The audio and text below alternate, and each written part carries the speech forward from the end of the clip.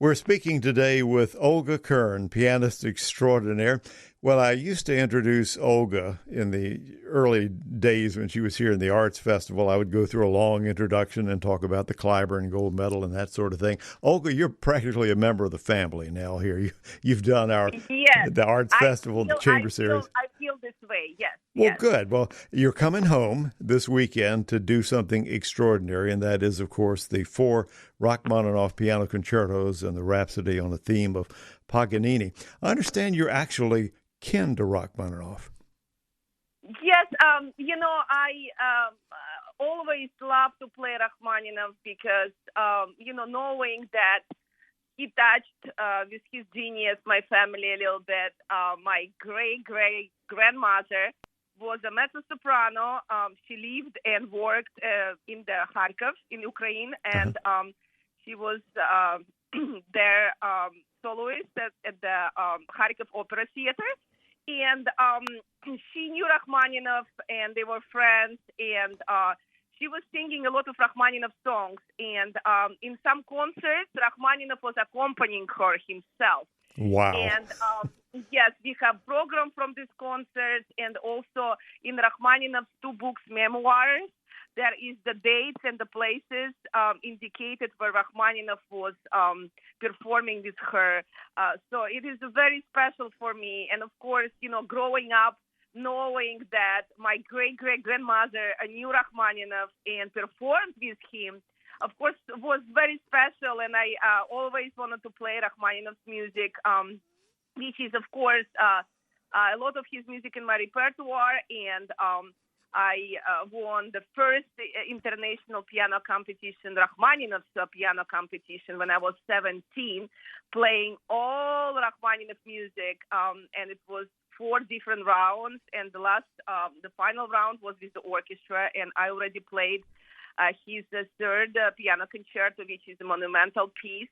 So, yes, Rachmaninoff was with me, his music, all my years, student years, and of course now after when Clyburn, I also in the final round played third piano concerto, Rachmaninoff, and I won with this piece. And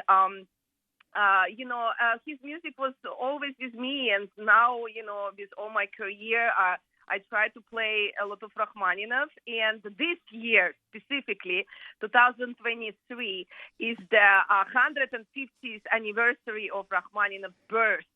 So I play even more Rachmaninoff than usual. I have, all Rachmaninoff's recital program, all solo recital program dedicated to Rachmaninoff, and also doing a lot of Rachmaninoff concerti, and I did all of them already in Austin, in Texas, and now I'm repeating this program this weekend, 4 concerti and Rhapsody here at home in Virginia, so Virginia Symphony, so I can't wait to share my love for this music with my audience here in Virginia.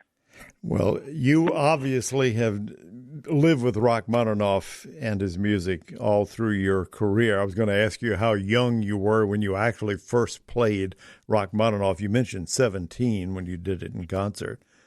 But... Yeah, the first time I played with the orchestra, a Rachmaninoff piece, it was Rhapsody on a theme by Paganini, and I was 12 years old. Oh my goodness! So that was the first orchestra piece.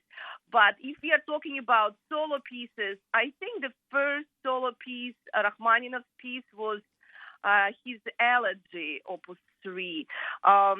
So it's his, young composition, and he was young when he composed it, but it's a very tragic, just dramatic piece, and I think I played it probably when I was like 9 or 10 years old.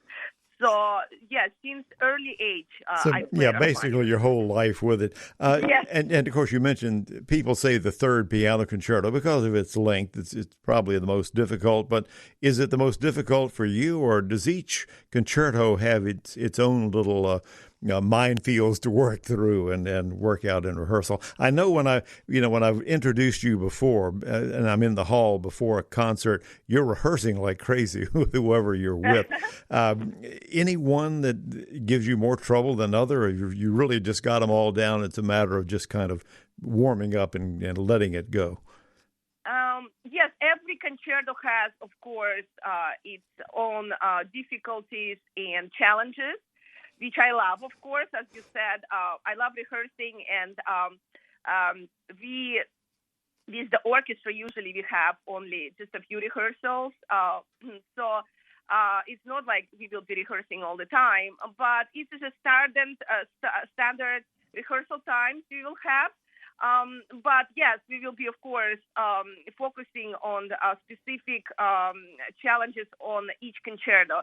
I must say that I love doing this kind of marathon, if you want to put it this way, because first of all, Friday and Saturday, we will be playing all of them, just in 2 evenings. So the Friday concert is number 1 and number 3. And I wanted to put it this way, in this order, because these 2 pieces are very similar in form. They both have a big dramatic cadences in the first movement. But of course, first is shorter concerto. But it's a kind of a prototype for number 3, which is, of course, a monumental piece. As you mentioned, it's it's really a symphony for the orchestra and piano, because the orchestra part is also very important there. And then the second night, Saturday, will be number 2, and then number 4 and the Rhapsody on a Timbre Paganini. Why I put them in this order? Because all 3 of these concerti are very unusual in the form. There are no cadences, big cadences. There are some solo, a piano solo in all of them, but they're all very different. And number 2, of course, everyone knows, is great melodies, very famous. Fantastic piece. And number 4 is very rare performed, but it's also very beautiful and challenging to put it together with the orchestra and piano, because number 4 is Rachmaninoff's late composition, and he wrote it already later in his life when he was here in the United States, and he actually revised it 3 times. So he really wanted to make it better and better and better. So it was a very special concerto for him. And his language is more complicated, specifically for the orchestration.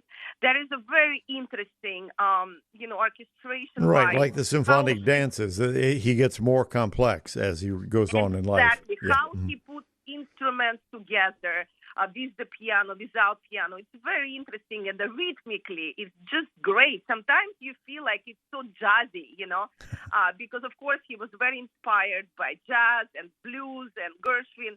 Oh, so, sure. Being in America, he would be exposed to so much of that. Of course. And, of course, this you can see even more in Rhapsody on a Timbre Paganini, the famous 18th variation. It's like...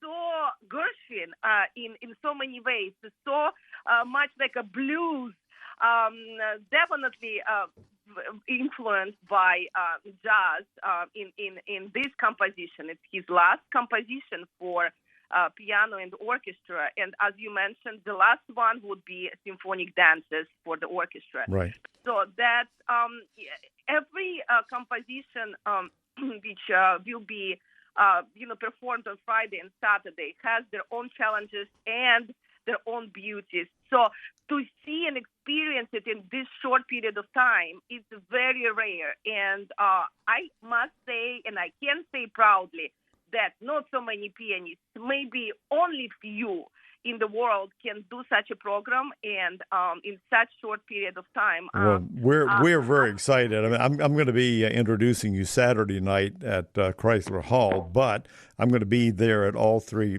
nights.